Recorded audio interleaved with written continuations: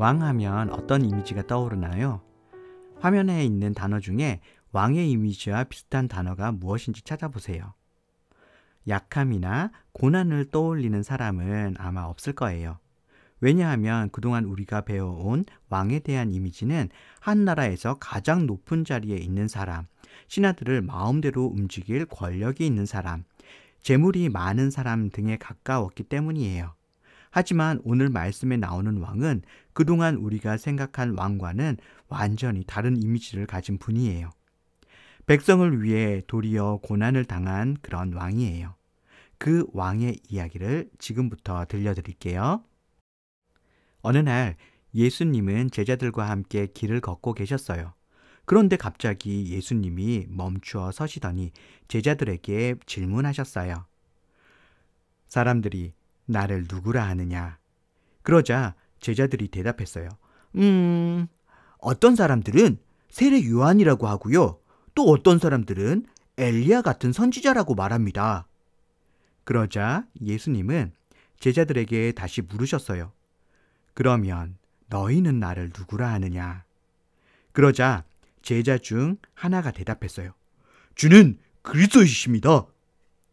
대답한 사람은 다름 아닌 베드로였어요. 그리스도는 기름 부음을 받은 자라고 하는 뜻이에요. 히브리어로는 메시아라고 해요. 예로부터 이스라엘에서는 왕을 임명할 때 머리 위에 기름을 부었어요. 그러니 예수님이 그리스도라고 하는 베드로의 말은 곧 예수님이 왕이시라는 그런 뜻이에요. 베드로는 구약의 수많은 선지자가 예언한 메시아가 예수님이라는 것을 알고 있었어요. 그래서 누구보다 먼저 예수님을 그리스도로 고백할 수 있었어요. 하지만 이런 멋진 고백을 한 베드로도 예수님이 어떤 방법으로 세상을 구원하실지에 대해서는 잘 알지를 못했어요.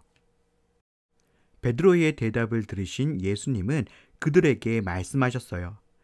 나는 많은 고난을 받고 장로들과 대제사장들 그리고 율법학자들에게 버림을 받게 될 것이다.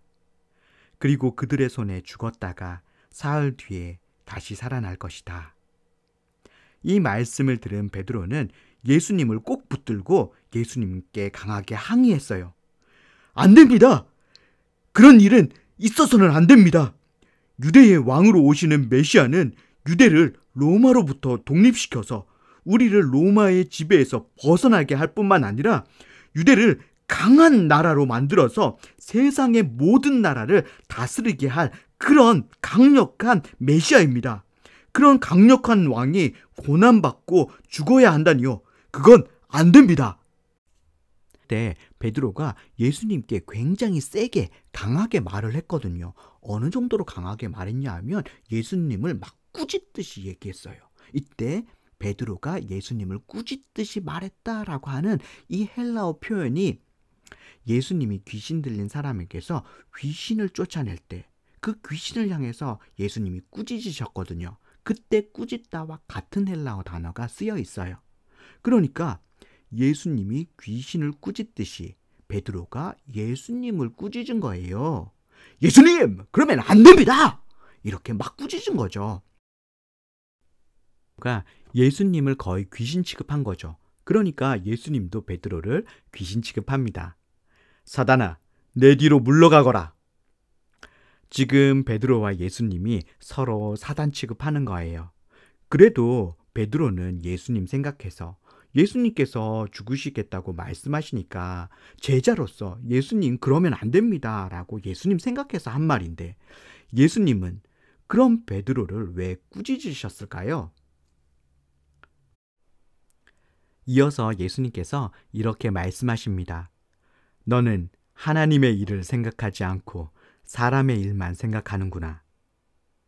베드로가 하나님의 일은 생각하지 않고 사람의 일만 생각했다라고 하는 거예요. 그러면 무엇이 하나님의 일이고 무엇이 사람의 일일까요? 사람의 일은 메시아가 오셔서 유대를 로마로부터 독립시켜서 자유롭게 살게 하는 거예요. 베드로는 이걸 생각했다라고 하는 거죠. 예수님은 능력이 많으시니까 힘으로 능력으로 로마를 물리칠 걸로 생각했어요. 이게 바로 베드로가 생각한 사람의 일이에요. 그러면 하나님이 생각하신 하나님의 일은 뭘까요? 모든 사람을 죄로부터 해방시켜서 죄에서 자유로워지고 그래서 지금부터 천국에까지 아니 영원히 하나님과 함께 행복하게 살게 하는 거예요.